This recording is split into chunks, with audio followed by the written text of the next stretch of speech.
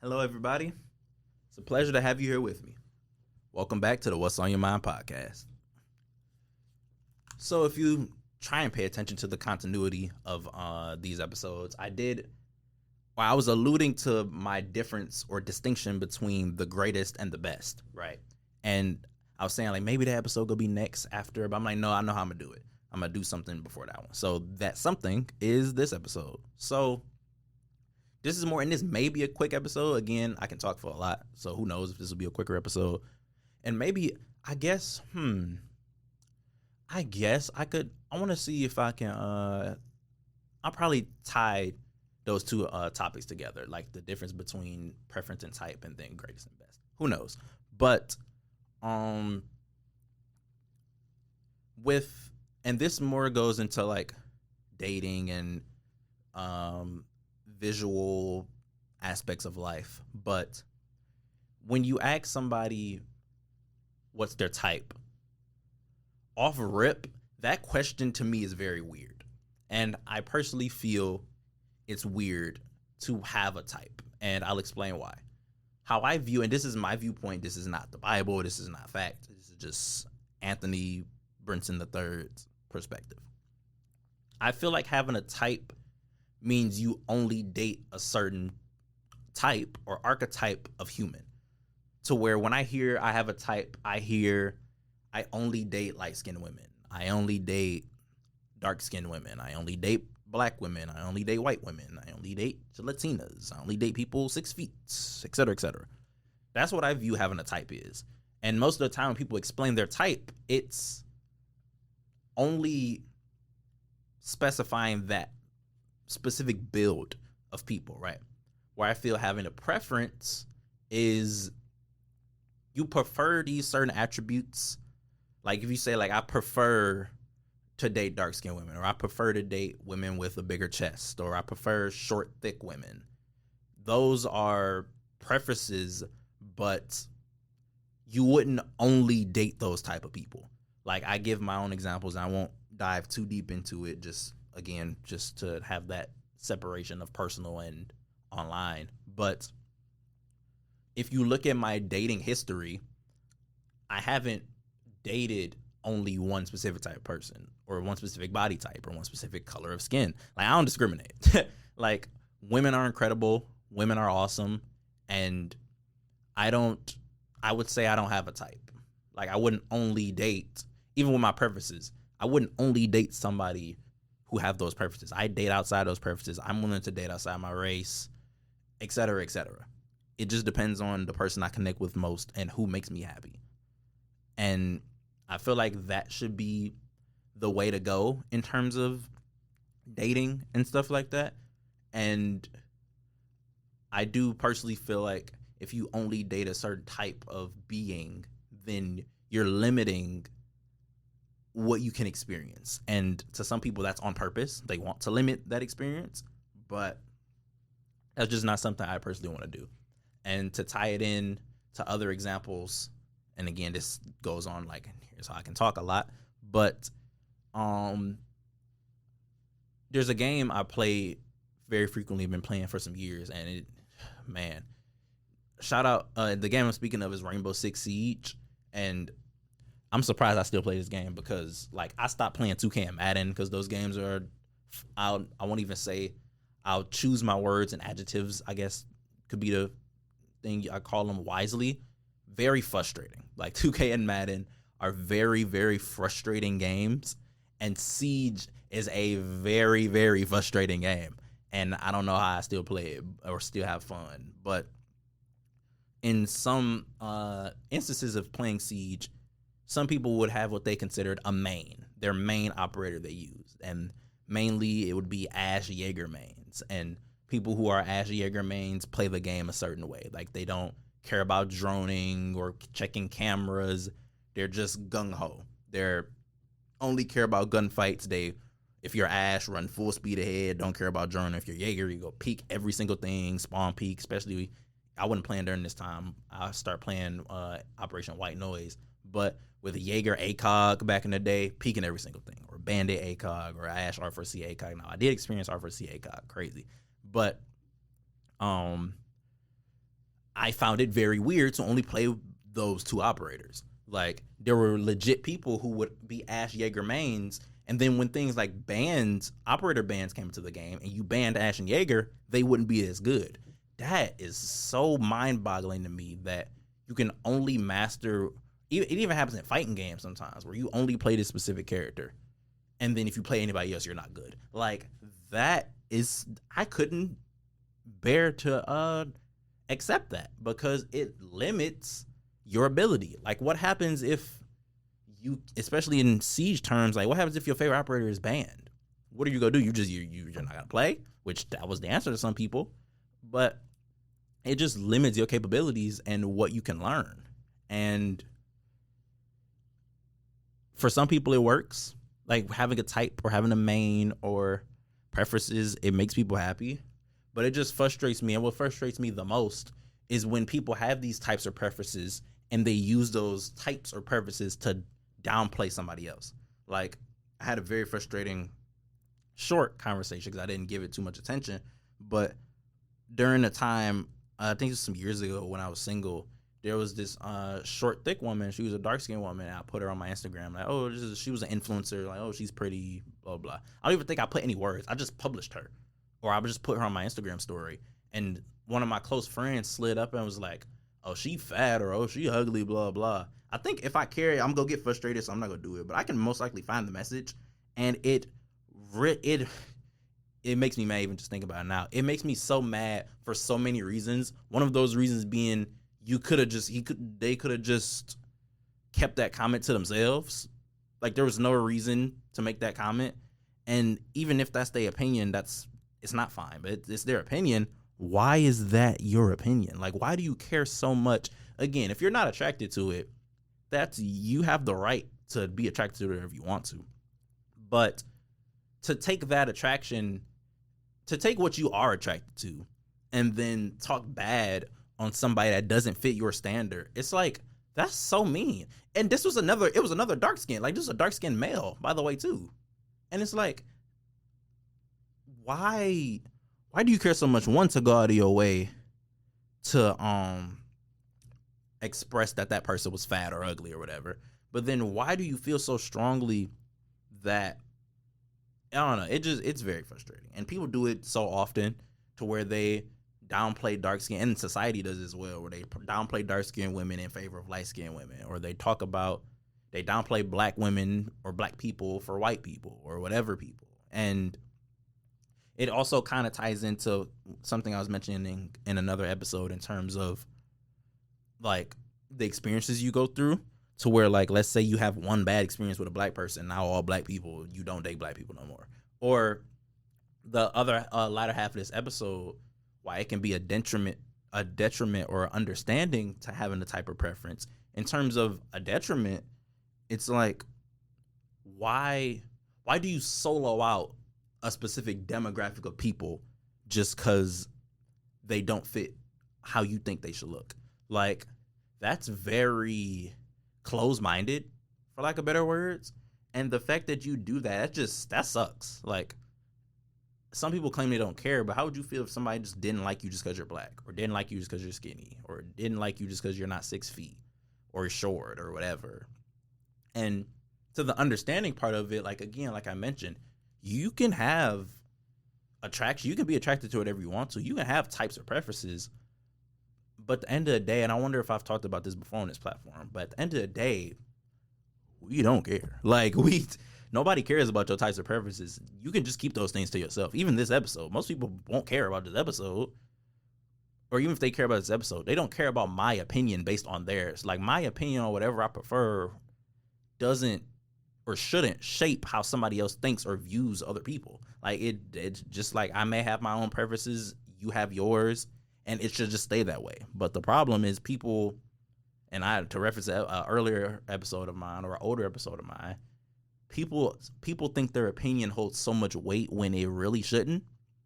But it is what it is. To tie in the other topic I had, and just to put it in this episode, the difference between the greatest and the best. So, again, I'll go back to my example of LeBron James and Michael Jordan. I feel, to first just give my difference of greatest and best, I feel like greatness is a totality of one's career or one's story, whereas best more so is just along the lines of just the skill of that person. To give it more detail, to explain more what I mean, I feel like Michael Jordan is greater. I feel like Michael Jordan's career, or I feel like the player of Michael Jordan is greater than the career of the player of LeBron James, based on things like accolades, like the fact that Jordan has 6 rings to LeBron's 4, or the fact that Jordan has 10 scoring titles, the fact that Jordan never lost in the finals. Those all are a totality of his career that, in my opinion, makes the player who he is greater than the other player based off a totality. Whereas LeBron James, I feel, is a better basketball player than Jordan based on the skills LeBron has and the size of LeBron. LeBron's like 6'8", 6'9", 250, 260. Some things you just can't teach. You can't teach size. And based on LeBron James' skill in basketball, I feel like his skill makes him better than Jordan. But even though LeBron James is better than Jordan, Jordan's career makes him greater than LeBron, in my opinion. To take it into another example, anime. I feel like, and I don't feel like this is close, but I feel like Dragon Ball Z is the greatest anime of all time. I feel that way based on what it inspired. Like, you can take an entire demographic of anime, shonen anime, and all of them are inspired by Dragon Ball Z. And I used to feel like that was a hyperbole or a hyperbolic statement. It's not. Like, you can look at every shonen anime and get examples to where that's from Dragon Ball Z. Not even just Dragon Ball Z. Sonic is almost a carbon copy of Dragon Ball Z when it go down. Super Saiyan characters, and I think, if I'm not mistaken, even the creators of Sonic have confirmed this. Like, the impact Dragon Ball Z had on Western America, like the US and Japan and just around the world, this is why I say it's undeniable, and it's not close that Dragon Ball Z is the greatest anime of all time. And then if you include the content it has, again, look at any shonen anime, not even just shonen, but even look at any shonen anime or other animes, and you can go from fighting style, storytelling, pace of storytelling. Like, it's not close to me. And even you can look at shows like Amazing World of Gumball going Super Saiyan. Like, kids trying to go Super Saiyan. Like, I know what Dragon Ball Z is, and my dad knows what Dragon Ball Z is. He watched Dragon Ball Z. My uncle watched Dragon Ball Z. Still watch Dragon Ball Z. They're not gonna know what One Piece is. Even if they do, they didn't watch One Piece. I would bet money that if I asked my dad what is One Piece or showed him, he would be like, "What are you talking about?" Maybe my uncle would get it, but like, you didn't have kids doing, at least not to my knowledge, at least not to, I barely seen it, but you didn't have kids doing a Rasengan and this is no shade. And I'm making a point. I'll get to my point, the latter half of my point, that I'll eventually say. I don't feel Dragon Ball Z is the best anime by any means. I don't feel that's close either. Like, if somebody were to tell me Dragon Ball Z is the best anime, I would look at them crazy. But to finish my first point first, you didn't see kids doing a Rasengan. I did see a lot of kids doing Naruto run, but you didn't see kids doing a Rasengan, whatever Luffy's special move is. Kids were doing Kamehamehas, Spirit Bombs, Dragon Ball fighting moves, Goku, like, drawing Dragon Ball Z characters. Like, the impact Dragon Ball Z had is unmatched, in my opinion. However, like I alluded to and like I said a few seconds ago, I don't feel Dragon Ball Z is nowhere near the best anime of all time. In fact, I feel the first half of Death Note is the best anime I've ever watched. Like, that's the best piece of media I've ever watched in my life. And I say it's, people who know me laugh when I say it the way I say it, the first half of Death Note, because I feel the second half of Death Note is atrocious. And I don't try to be too harsh when I give my opinions. I try to be as objective as possible, even when being subjective. But it's atrocious to this day, and I have not watched the second half of Death Note, and I don't plan on ever doing it. And when I say the second half, I'll give a spoiler warning just in case if whoever's listening to this didn't watch Death Note. Fast forward to, I don't know, but I'll give a spoiler warning, and I'll let it 3, 2, 1. So when I mean the first half of Death Note, I mean up until Will L dies. I feel that is the best. Again, I say I'm talking in anime context, but even if I think about cartoons or shows, that's the best. Or I'm not gonna go with shows, because I really love Law and Order, and that's incredible too. But just to keep it on anime, I feel like that's by far easily the best anime I've ever seen in my life. The first half of Death Note. When you go into the pacing, the mystery, the dynamic of L and Light, if I were to just pick one scene from Death Note, on why I consider it the best anime of all time. The scene where or the moments leading up to L's death, where L knew he was gonna die. He knew Light was gonna betray him, and he was massaging Light's feet before he died. Like, that's biblical. Like, that's biblical imagery. Like, Jesus Christ. I won't get too deep into it, just in case if I just have my facts wrong or somebody won't be religious. But Jesus did that in the Bible, and I'm pretty sure it was. I don't know if it was like before he was dying, like in his last days, but it was a sign of humility. And with L doing that, it showed that he was willing to not be the superior, at least from how I viewed it. It showed that he was willing to not be the superior one. And it showed, no matter throughout their battle and dynamic, that he genuinely would have been Light's friend. Like, he enjoyed the time they spent together, even in this rivalry. It gave L purpose. And I gave a whole introspective of this. But again, that, and you got many episodes of Dragon Ball Z. Nothing in Dragon Ball Z compares to that, in my personal opinion, as far as being better. Like, it's so clearly, and my second best anime of all time, and again, subject to change. I could watch many animes, or I can watch many forms of anime. One of the main recommendations of anime, and some people have told me it's the best and greatest anime of all time, is Full Metal Alchemist Brotherhood. And I've read a bit of the manga of Full Metal Alchemist Brotherhood, and it's very good. And I mentioned One Piece earlier. I feel, or I can see myself, I'm not going to give the opinion yet because I've only read up to, I think, the first 70 chapters of One Piece. I can see why people say One Piece is the greatest and best anime of all time. Like, I can see myself, if I read or watched One Piece all the way through, I can see myself saying One Piece is better than Dragon Ball Z.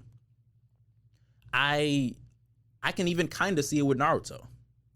But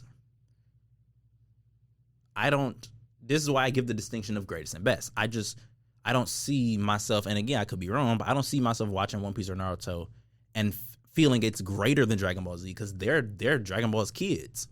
Like, the reason why, and I learned this, I used to not know that the big three of anime was like, there's no, like, this isn't an opinion thing. When the big three in anime, really manga, it was referring to One Piece, or it was referring to the three best-selling mangas at that time. And at the time, it was One Piece, Naruto, and Bleach. That's not up for debate. You can't, like, factually, those are the three biggest mangas at that time. But even then, you can't, let's say if you want to give the opinion, like Dragon Ball is part of the big three, you can't do that because you factually do not have the big three without Dragon Ball. So there's no way for me to watch those anime, no matter even if they're better or how good they are, to say they're greater than Dragon Ball Z, because you don't have those without Dragon. You don't have the big three without Dragon Ball. And not saying that the original is always better, but yeah. But the second best anime of all time, and this is someone who, I know the ending of this anime because I know the manga ending, but I haven't watched the ending. Attack on Titan. The writing from Attack on Titan, from start to finish, correlating everything tying into something. Like, there's not at least from what my first watch through, because I want to rewatch it, nothing in Attack on Titan goes unnoticed, or at least most of the things don't go unnoticed or talked about. Like, if it happens in season 1, it's go come back up in season 3 or 4. And that writing, as a writer, that blows my mind that they executed that very well. And I'm also someone, I don't feel like the ending of Attack on Titan is that bad. People had an outroar about it when it first got leaked, but I don't feel it was that bad. But Death Note and Attack on Titan, I feel, are the 1 and 2 best animes of all time that I've watched up until this point. And up until this point, and this may change, who knows, but Dragon Ball Z is the greatest anime of all time. I don't feel like this is going to change, but maybe it will. Who knows? And I'll give one more example to end this episode, kind of like 2-part episode, because these are 2 different topics, but it relates in a way. And this could change again. I don't see it changing, but who knows? I'll never say never. I feel like Eminem is the greatest rapper of all time, and I don't personally feel like it's close in terms of greatness. And I also feel he's the best rapper of all time, but in terms of greatness, the reason why I feel that way is because, again, factually, this is fact, as far as just from rap Eminem is the most successful rapper of all time. Like, from fat in terms of, at least if we're talking, it could be many other avenues, but like monetarily or financially, just from rap, Eminem is the most successful rapper ever, period. And I don't think that's going to change factually either. And I don't know, again, I'm throwing a number out there. I'm not going to check myself live time, but if somebody want to fact check me, please do. I'm a journalist, so this is my job to fact check. Matter of fact, I'll live check it now while I'm recording. But I think Eminem made like $400 million from rap. I'll try and look it up now. Eminem's profit from rap.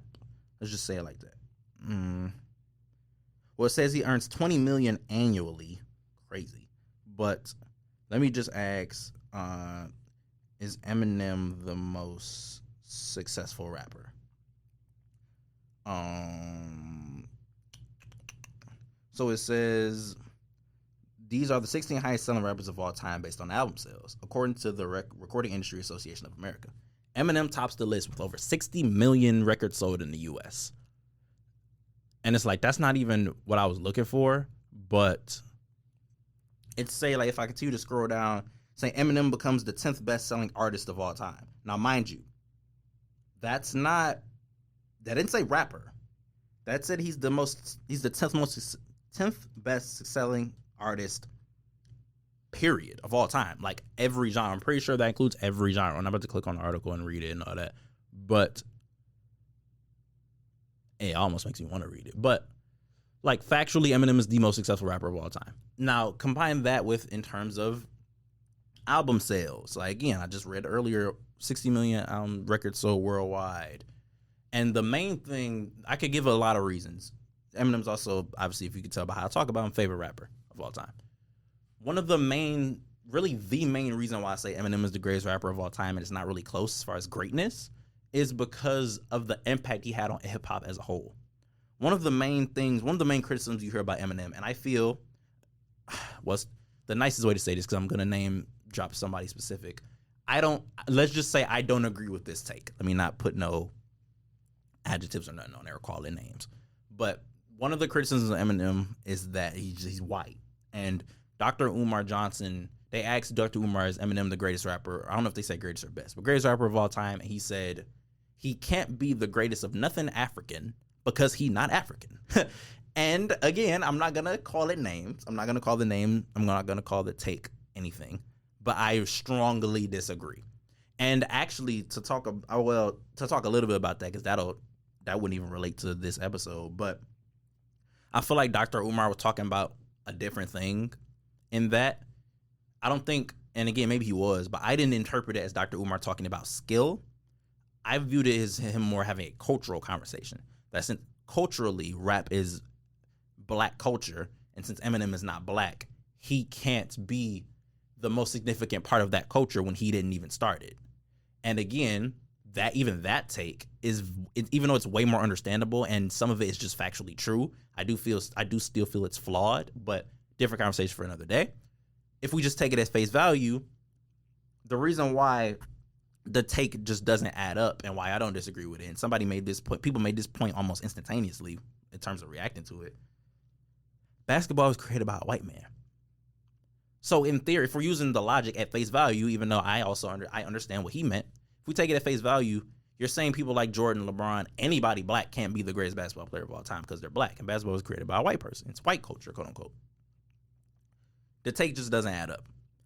And another reason why it doesn't add up is because hip hop would not be where it is without Eminem. You see videos, I don't know if you've ever seen those videos of like white women almost perfectly saying rap lyrics, and almost all the time it blows up and people appreciate that. You don't have that without Eminem. You know, at least from what I've seen and just from what I've heard, you know, when rappers have concerts, you know who fill up though? You know who pay the bills of hip hop? White people. You know who fill up those concert seats? White people, majority. I'm not saying black people or other people don't go to those concerts, but it's majority white people. Being as somebody who's a college student at Michigan State, you would think it'd be black people who would be reciting people like Baby Smooth or Rio the Young OG or Detroit Music or things like that. When I tell you it's white people walking around rapping these lyrics, rapping these rappers to Playboy Cardi, any insert black artist. And crazy enough, they'll always come back and say, like, yeah, Eminem, dude, listening to it. And when I was younger, all I listened to was Eminem. And now I listen to X, Y, and Z, Playboy Cardi, blah, blah, blah. I've had, like, those are conversations I had with multiple white people. And when I walk around, it's just white people really listening to rap. And it's not even just white people, not even just black people. People who aren't black, even though this is a black thing, this is black culture, many non-black people, even though majority of them in my experience have been white, listen to hip-hop. And I'm gonna say I don't personally feel this way because there's not too many facts to back this up, but I feel this is a fact that you don't have that with Eminem. If Eminem didn't come into hip hop how he did and have the impact that he did based on his skill and his selling, and with the help of a black person, Dr. Dre, hip hop would not have it. Would I don't feel the hip hop would be the biggest genre. I think hip hop is the biggest genre of all time. I don't feel like rap would be the biggest genre of all time or most selling or most profitable without Eminem. I just don't feel that way because if hip hop doesn't have white people, hip hop won't sell that much. That's just the truth. I think that's just factually the truth. So, not to say, I guess there's no way, only Jesus Christ, only who knows if white people had never listened to hip hop if Eminem never existed. But there's a lot of certainty that I can have and just some facts that without Eminem, hip hop wouldn't be where it was. Like if you remove just literally just Eminem from hip hop, first of all, nearly every white rapper is a clone of Eminem. For that being a good thing and a bad thing. Hip hop in general would not be where it is. And the impact Eminem had and still has on the culture, if we want to make it a cultural conversation, Eminem helped the culture significantly, like Eminem has said. Because there were conversations on, is Eminem a guest in the House of Hip Hop? And factually, the answer is yes. But I would understand why people say no due to the reason why the answer is yes.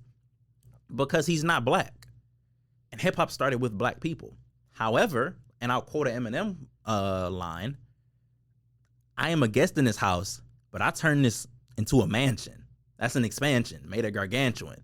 Like, the point of that line is, yeah, I am a guest in the House of Hip Hop, which Eminem agrees he's a guest in the House of Hip Hop. Eminem is very respectful of hip hop, by the way, very respectful of the black pioneers of hip hop. But like that line says, yeah, I may be a guest in this house, but I turned this house into a mansion and expanded it all across the world. That's just factually true. Whether you like Eminem or not, whether you prefer his music, because again, a big problem I have with Eminem's fan base in particular is the most toxic fan base. Like Eminem's fan base remind me of Dragon Ball Z's fan base. The two most toxic fan bases ever. I feel like Eminem's fan base is the most toxic ever. Dragon Ball Z may not be ever, but it's very toxic. As far as anime, it's the most toxic fan base ever. In music, in rap music particularly, maybe even just music period, Eminem's fan base is the worst fan base ever. Because you can say the slightest thing not favorable of Eminem, and especially if you're black, you can call racial slurs, you don't know nothing, you should die. And then Dragon Ball Z, if you criticize Eminem, if you criticize Dragon Ball Z and you black, you should die, racial, et cetera, et cetera. You got other fan bases like the Beehive or Nicki Minaj fan bases that are just this bad as well, or like other fan bases in anime, like really any. But yeah, so it's not perfect. And if you don't like Eminem due to the fan base, or like another anime I think of to relate to this, like My Hero Academia, like if you don't like these entities based off their fan bases, I would wish that you wouldn't let other people dictate your opinion, but I do understand.